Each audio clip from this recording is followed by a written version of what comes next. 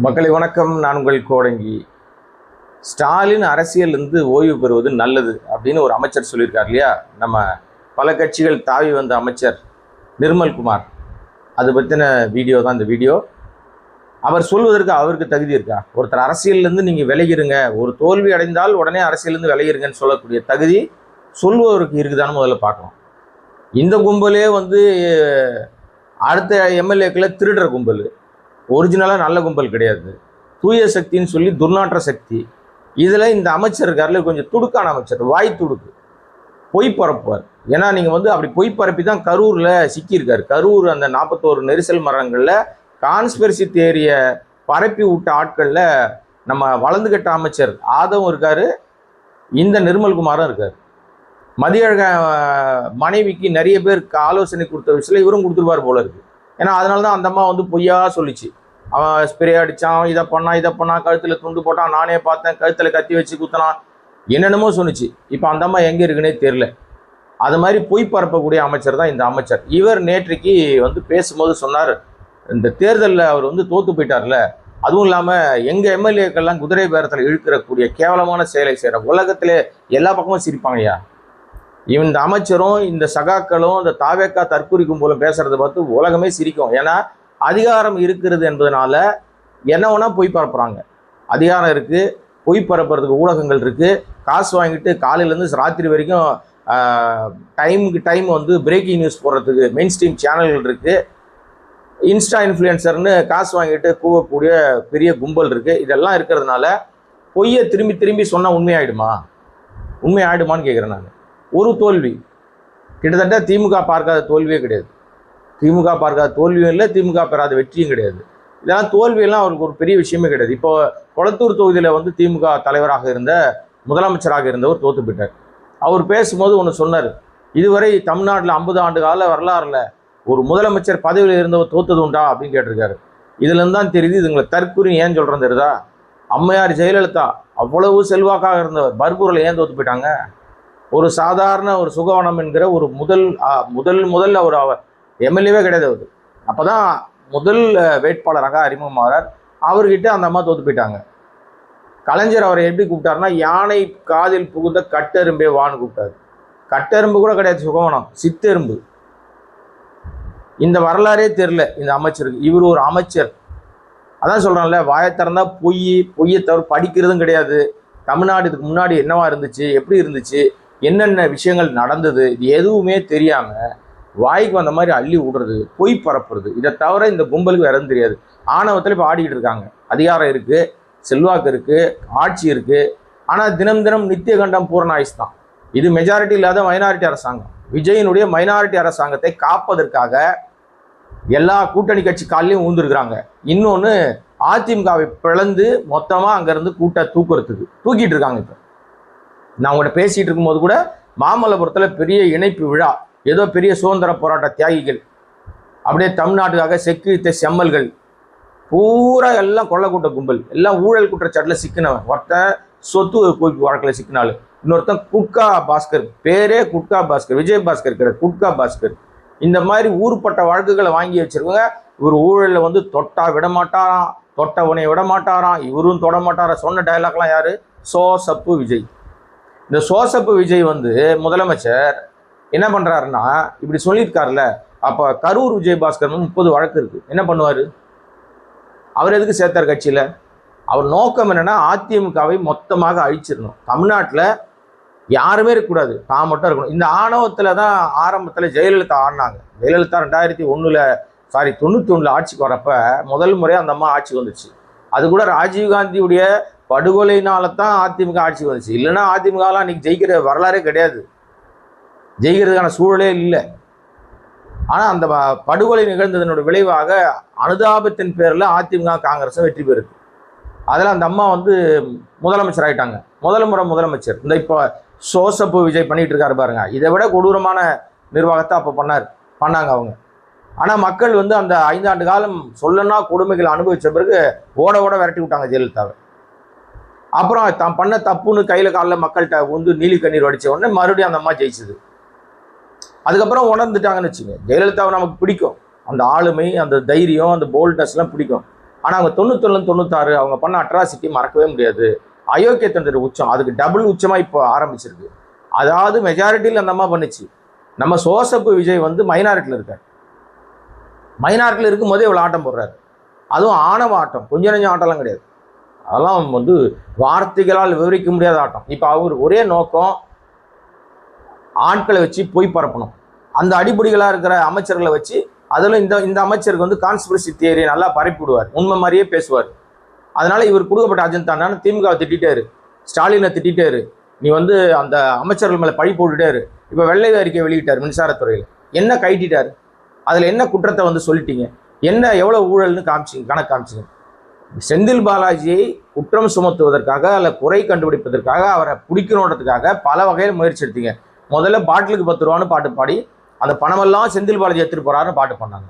இந்த மரகண்ட மக்களும் நடிகர் மோகத்தில் அதை நம்பி நடிகர் விஜய்க்கு ஓட்டு போட்டாங்க.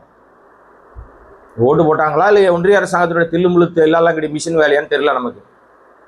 அப்போ இவங்க ஆட்சிக்கு வந்தோடனே அந்த துறை அமைச்சர் சொல்றாரு விக்னேஷ், இல்லை அந்த 10 ரூபா வந்து அவங்களுடைய நிர்வாக வசதிக்காக வாங்குறாங்க, சில இடங்கள் இப்போ 20 ரூபா வாங்குறாங்க, 10 ரூபா ஒழிப்பதற்கு வாங்குவதை நிறுத்துவதற்கு நாங்கள் பல வாரம் முயற்சி எடுக்கிறோம் அப்படின்னு ஒரு அயோக்கியத்தனம் பண்ணார். அப்போ பாட்டிலுக்கு 10 ரூபான்னு பானது பொய். செந்தில் பாலாஜியை அதில் சிக்க வைக்க முடியல, ஏன்னா உண்மை இருந்தால் தானே சிக்க வைக்க முடியும். அதனால தான் அவர் உங்களை காலில் போட்டு வந்து கைட்டி அடிச்சார், அசம்பிளியில் பேசுவியா பேசுவியா பேசுவியான்னு சிரிப்பி அடிச்சார். அப்புறம் பார்த்தா சரி இதில் சிக்கல அவர் மின்சாரத்துறையில் ஊழல்னு சொல்லி 18 ஹார்ட் டிஸ்க் திருட்டு போச்சுனாங்க, 40 ஹார்ட் டிஸ்கை திரும்ப கிடச்சிது, அதில் ஆவணங்கள்லாம் காணாம போச்சுனாங்க. அப்புறம் பார்த்தா அதில் ஒன்றுமே இல்லைன்றாங்க. ஏன்டா பொய்யை புளிக்கிட்டு இருக்கீங்க? சரி இபி அங்கங்கே கட் ஆகுது, அதுக்கு என்னடா காரணம்? இல்லை பகலில் பீச பிடிங்கிறான், பகலில் தானடா பிடுங்குறான், அப்போ ராத்திரியில் கட் ஆகுது, இல்லை பகலில் பிடுங்கினா ராத்திரியில் கட் ஆகும். இதெல்லாம் லாஜிக்கா? இதெல்லாம் அயோக்கியத்தனமா இல்லையா? சரி இதில் ஏதாவது ஊழலை கண்டுபிடிச்சி நம்ம செந்தில் பாலாஜி மேலே கூற சொல்லலாம், இத்தனை லட்சம் கோடி அவர் கொள்ளையடிச்சு போயிடலான்னு சொன்னால் அதில் ஒன்றும் சொல்ல முடியல. அப்போ 2 அட்டம்ப்ட்டு ஃபெயிலு. மொதல் அட்டம்ப்ட்டு பாட்டிலுக்கு 10 ரூபா, இப்போ பாட்டில் 20 ரூபா 30 ரூபா மணமகிழ் மன்றங்க மூலமாக 100 ரூபா 500 ரூபா 50 ரூபாலாம் வாங்க ஆரம்பிச்சாங்க. இந்த பணம்லாம் இப்போ யாருக்கு போகுது? அந்த 10 ரூபா செந்தில் பாலாஜி போகுது உண்மை என்று சொன்னால், இப்போ வாங்குற 20 ரூபா ஆதவுக்கு போதா, இல்லை நிர்மல்குமாருக்கு போதா, இந்த துறை அமைச்சர் விக்னேஷ் மூலமாக முதலமைச்சர் சோசப்பு விஜய்க்கு போதா, யாருக்கு போகுது? இந்த கேள்வி வருமா வராதாங்க? நியாயமா இந்த கேள்வி கேட்கணும் இல்லையா? வருமா வராதா? சந்தேகம் வரும் இல்லையா? சந்தேகம் வருது. அப்போ அதில் ஒன்றும் சொல்ல முடியல. சரி மின்சாரத்துறையில் குற்றம் கண்டுபிடிக்கலான்னு பார்த்தா அதுவும் குற்றம் கண்டுபிடிக்க முடியல. வெள்ளை அறிக்கை வெளியிட்டும் மக்கள் வந்து காரி துப்பிட்டாங்க. இதெல்லாம் இதுக்கு பேர் வெள்ளை அறிக்கைன்னு சொல்லி வெளியில் சொல்லாதையா, காரி துப்பிடுவாங்கன்ட்டாங்க. முடிஞ்சு போச்சா? இப்போ என்ன பண்ணுறாங்கன்னா, இவர் கரூர் போகிறார். கரூர் போகிறதுக்கு முன்னாடி செந்தில் பாலாஜி அரெஸ்ட் பண்ணணும். அதுக்கு என்னடா பண்ணலாம்? குடிடா திருநாவுக்கரசு. யாரா திருநாவுக்கரசு அப்படின்னா, அந்த திருநாவுக்கரசு ஏற்கனவே விஜய்க்கு ஜால்ரா அடித்தவர், அண்ணாமலையோட ஆள். அண்ணாமலைக்காக வரிஞ்சு கட்டி பேசுகிற ஒரு யூடியூபர். அவர் ஒரு கருத்து கணிப்பு கம்பெனி நடத்துகிறாரு. அந்த கம்பெனி மூலமாக கடந்த 26 கருத்து கணிப்பிலே சொன்னார் விஜய் தான் ஜெயிப்பாருன்னு சொன்னார். இப்போ அவர் மூலமாக ஒரு பெரிய தியரி நம்ம கடந்த வீடியோவில் சொல்லியிருக்கோம், தெளிவாக நம்முடைய சந்தேகங்களை வெளிப்படுத்தியிருக்கோம். அப்போ இதுவரை அந்த சந்தேகங்களுக்கு விடை இல்லை. இப்போ அசோகை தேடுறாங்க, யாரு? செந்தில் பாலாஜி தம்பியை. ஈடியே தேடி தேடி சலிச்சு போய் பிடிக்க முடியல. அப்புறம் அந்த கேஸில் அவர் மேலே நடவடிக்கை எடுக்க முடியல. அதுக்கப்புறம் பல கேஸு ஒன்றும் பண்ண முடியல. அப்புறம் எதுக்கும் ஆதாரம் கிடைக்கலன்னு கம்முன்னுட்டாங்க. இப்போ மீண்டும் அசோக்கை தேடுகிறது. நூல் பிடிக்கிறாங்களாம். அங்கே 4 பேரை பிடிச்சிட்டோம், இங்கே 5 பேரை பிடிச்சிட்டோம். அஸ்தினாபுரத்தில் ஒருத்தரை பிடிச்சிருக்காங்க. தாம்பரம் பக்கத்தில் அஸ்தினாபுரத்தில் ஒரு செய்தியாளர், ஏதோ ஒரு பத்திரிகையில் வேலை பார்க்குறாரு, ராஜேஷ்னு. அவரும் வந்து 2 முறை ஊத்தாங்கரை இளையராஜாவுக்கு ஃபோன் பண்ணாராம். ஊத்தாங்கரை இளையராஜா யோகி சிகாமணியான்னு எனக்கு தெரிலங்க. ஏன்னா அவரே நான் சொன்னேன் அதிமுக கலந்து வந்தவர் தான், ஜம்ப் பண்ணி வந்தவர் தான். அவரை ஏன் ட்ரம்ப் கார்டை யூஸ் பண்ணுறாங்கன்னா, அதில் ஏதோ பெரிய சூட்சம் இருக்குது, ஏதோ தில்லாலங்கடி திருட்டு வேலை இருக்குது அதில். அதனால தான் அவரை பயன்படுத்துகிறாங்க. இப்போ செந்தில் பாலாஜி தலைமறைவுன்னு செய்தி போட ஆரம்பிச்சிட்டாங்க. அவர் தலைமறைவாக இருக்காருன்னா அதற்கு யார் காரணம்? நீங்கள் பொய்யா ஒரு ஆதாரத்தை கொடுத்து, இந்த வழக்கில் நீங்கள் இதுக்கு ஆதாரம் இருக்குது, நீங்கள் பேசியிருக்கீங்க, நீங்கள் காசு கொடுத்துருக்கீங்க, நீங்கள் இதெல்லாம் செஞ்சுருக்கீங்கன்னு நீதிமன்றம் போங்க. காவல்துறை சும்மாவே கரூர்லேருந்து அசோகை தேடி இங்கே சென்னைக்கு வந்துச்சு. ஏன் எந்த வழக்கில் வந்துச்சுன்னு தெரியாது, இப்போ வரைக்கும் தெரியாது. ஆனால் அவர் அதனால பார்த்தாரு, இந்த கும்பல்கிட்ட நம்ம வந்து ஏன் சிக்குவானே, தலைமறைவாக இருக்கார். இப்போ செந்தில் பாலாஜியை தேடிட்டு இருக்காங்களாம். நீங்கள் நேர்மை விளிம்பிக்கலாம் இருந்தால் நேராக நீதிமன்றம் போங்க, உங்கள் ஆதாரத்தை கொடுங்க, நீதிமன்றம் மூலமாக சம்மன் சர்வ் பண்ண வைங்க. அப்போ அவர் எங்கே இருக்காரோ ஒரு ஹேபியஸ் கார்பஸ் போடுங்க, அவங்க போடுவாங்க, அவர் நீங்கள் ஆஜர்படுத்துங்க. இல்லை எனக்கு என்ன சந்தேகம்னா, நீங்களே அவரை மறைச்சிங்கன்னா பிடிச்சி வச்சுட்டு தலைமறைவுன்னு போய் பரப்புறீங்களா? பல சினிமாவில் அப்படி நடக்கும். ஏன்னா இன்னைக்கு சூழ்நிலையில் தமிழ்நாடு அரசியல் என்கிற இந்த சினிமாவில் ஹீரோ விஜய், சோசப்பு விஜய், வில்லன் செந்தில் பாலாஜி. ஹீரோவை விட ஸ்ட்ராங்கான இருக்கிற வில்லனை தான் ஹீரோ ஜெயிக்க முடியும். அதனால செந்தில் பாலாஜி தான் வில்லன் ஆக்குறாங்க. ஸ்டாலின் எல்லாம் ஆக்கலை. ஸ்டாலினும் உதயநிதி ஸ்டாலினும் வில்லன் ஆக்கலை. ஏன்னா அவங்க கிட்டலாம் இவங்க போக முடியாது. செந்தில் பாலாஜி அட்டாக் பண்ணால் போதும்னு நினைக்கிறாங்க. உங்கள் எம்எல்ஏக்கள் 5 பேர், தாவேக்கா எம்எல்ஏக்கள் 5 பேர் ரெடியாக இருக்காங்க தாவறதுக்குன்னா, அப்போ அவ்வளோ வீக்காக இருக்குதா தாவேக்கா? காஞ்சி போயிருக்கா? நீங்கள் ஒரு கட்சியிலேருந்து ஆள் தூக்குனா தப்பு இல்லை. அதிமுக இப்போ படைப்படையாக கூட்டிட்டு போறீங்க. இன்னைக்கு இந்த 2 பாஸ்கர், ஒரு குட்கா பாஸ்கர், கனிம வள மணல் கொள்ளை பாஸ்கர், சொத்து வழக்கு பாஸ்கர், 2 பாஸ்கரும் போய் விஜய் பாஸ்கரும் இன்னைக்கு தாவேக்கால பெரிய படைத்தெருலா போய் சேர்ந்துருக்காங்களாம். எம்ஜிஆரா பார்க்குறாங்களாம் விஜய். இதை விட அசிங்கமான ஒப்பீடு எம்ஜிஆரை அவமானப்படுத்துறது வேற எதுவும் இருக்க முடியாது. எம்ஜிஆர் உண்மை தொண்டர்கள் எங்கேயுமே போக மாட்டாங்க. அண்ணாத்து ரெட்டலை எங்கே இருக்கோ அங்கே தான் இருப்பாங்க. எடப்பாடி தவறு பண்ணியிருக்காரா இல்லையான்றது 2வது விஷயங்க. ரெட்டலை யார் கையில் வச்சிருக்காங்களோ அவரைத்தான் நம்பும் ரெட்டலையை நம்புகிற கூட்டம். இப்போ போயிருக்கிறது கூட்டம் பூரா காசு கொடுத்து விட்டு போன கூட்டம்.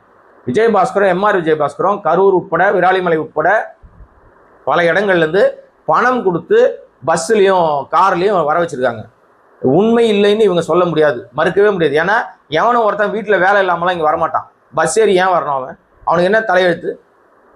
அவனுக்கு ஏதோ ஆதாயம் இருக்குது. இன்றைக்கி வந்தால் இந்த மீட்டிங் போயிட்டு இருந்தால் 2000 ரூபா கிடைக்கும், சரக்கு பாட்டில் கிடைக்கும், சாப்பாடு கிடைக்கும். பிக்னிக் வந்த மாதிரி விராலிமலையிலேருந்து சென்னைக்கு வந்துட்டு போகிற மாதிரி போனவன் அவ்வளோ பேரும் மீட்டிங் முடிச்சு மகாபலிபுரம் பீச்சை போய் சுற்றி பார்த்து தான் போவானுங்க. இரவு விருந்து இருக்கும், சரக்கு இருக்கும், எல்லாம் இருக்கும். இதுக்கு பேர் இணைப்பு விழா. அவங்க சொன்னா நீங்க நம்பணும். அவங்க சொன்னா நீங்க நம்பணும். ஏன்னா இதெல்லாம் ஜோசியருடைய ஏற்பாடு தானே. நம்பலன்னா ரத்தம் கக்கி செத்துருவீங்க. இந்த நான் காமெடியில் வரும் பாருங்க, சொன்னா நம்பணும். கூட்டத்தில் ஒருத்தன் வெளியே போறான், எக்கமா பேர் சொல்லாம அவன் பார்க்காம வெளியே போனான்னா ரத்தம் கக்கி செத்துருவான்னு சொல்லுவான் தெரியுமா? வடிவேல் ஏமாறுவார். அந்த மாதிரி தான் மயில்சாமி தான் அந்த வேஷம் போட்டு நடிப்பார். அந்த மாதிரி தான் இப்போ இவங்க சொன்னா இவங்க தூய சக்தி. தாவேக்கா தூய சக்தி. நீ சொன்னதை நம்பியே ஆகணும். அவங்க யாரை வேணா கூப்பிடலாம். அமமுக எம்எல்ஏவை வேலைக்கு தூக்கலாம், மற்ற கட்சிகளுக்கு சோபா அனுப்பிச்சி விடலாம், எல்லாரையும் கபலீகரம் பண்ணலாம். அதிமுக எம்எல்ஏக்களை அப்படியே பாக்ஸாக அள்ளி போடலாம். அவங்கெல்லாம் எந்த தவறும் பண்ணலை, குதிரை பேரமே பண்ணலை. பேச்சுவார்த்தை நடந்துதானே தெரியாது. திருநாவுக்கரசு என்பவர் அவருடைய ஆதரவாளர் ஒருத்தர். அவர் போய் எப்பரா திமுக வேலை செய்வார்னா அதற்கு பதில் இல்லை, உண்மையான பதில் இல்லை. இப்போ பொய் பரப்பாங்க. என்ன பேசணுமோ அது பேசலை. இன்னைக்கு நம்ம என்ன பேசியிருக்கணும் நியாயப்படி? நீங்கள் நியாயப்படி மயிலாடுதுறையில் இருக்கிற அந்த ஒரு கிராமத்தில் ஒரு பையன் பார்த்திபனும் திவ்யதர்ஷினியும் அடித்து கொல்லப்பட்ட வழக்கு. அது கொலை பட்டவர்த்தனமாக தெரிகிறது, ஆனால் தற்கொலை என்று பூசி முழுகுகிறார்கள். அந்த பஞ்சாயத்து ஆணவ கொலை குறித்து நம்ம பேசியிருக்கோம். ஆனால் அதை பேசுறதை விட்டுட்டு இணைப்பு விழா குறித்து பேசிட்டு இருக்கோம். ஒரு பக்கம் குதிரை பேரம் நடந்துகிட்டு இருக்கு, அயோக்கியத்தனம் நடந்தது, கொள்ள கூட்டமா ஒரு விஷயம் நடந்துகிட்டு இருக்கு. அதை பேசவே இல்லை யாருமே. எந்த ஊடகமாவது பேசிச்சா? எந்த மெயின் ஸ்ட்ரீம் சேனலா? எல்லா சேனல் எடுத்து பாருங்க, டிவி எல்லாத்துலேயுமே செந்தில் பாலாஜி தலைமறைவு தேடுறாங்க. திமுக மீது ஒரு பெரிய பழியை போடுவதற்கான வேலையை காசு கொடுத்து நரேட்டிவ் செட் பண்ணுறது தாவேக்கா என்கிற இந்த தூய சக்தி, இந்த துயர சக்தி, இந்த துரோக சக்தி. இன்னும் என்ன வேணா சொல்லலாம். நம்ம மாற்றம் என்பவர்கள் ஏமாற்றத்தையும் துர்நாற்றத்தையும் கொடுக்குற சக்தியாக தான் இருக்காங்க. இப்போ இன்னைக்கு மாமல்லபுரத்தில் நடக்கிற நிகழ்வு இன்னொரு பக்கம் நேரலை அப்படியே பயங்கரமாக அப்படியே புலகாவே இதை அடைகிறாங்க. பூரா கூட்டி வரப்பட்ட கூட்டம், தானாக வந்த கூட்டம் இல்லை. இது எல்லாம் ஆதாயம் என்னன்னா, பணத்துக்காக, தன் வைத்திருக்கிற தன் மேல் உள்ள வழக்குகளுக்காக, தன்னை காப்பாற்றி கொள்வதற்காக சுயநல கூட்டம். இந்த ஸ்டாண்டில் இவர்கள் சென்றால் வருகிற இடைத்தேர்தலில் மீண்டும் நம்ம வெற்றி பெற்று தாவேக எம்எல்ஏவாக மாறி அமைச்சராக ஆகலாம்.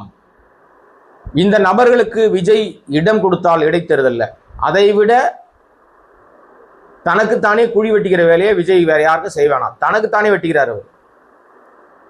ஒரு நாள் ஓடம் ஒரு நாள் வண்டியில் ஏறும், வண்டி ஒரு நாள் ஓடத்தில் ஏறுவாங்கல்ல, அந்த மாதிரி இன்றைக்கு நிலைமை அதிமுக பிரிச்சுக்கிட்டு போற எல்லாரும் சுயநல கூட்டம் தான்.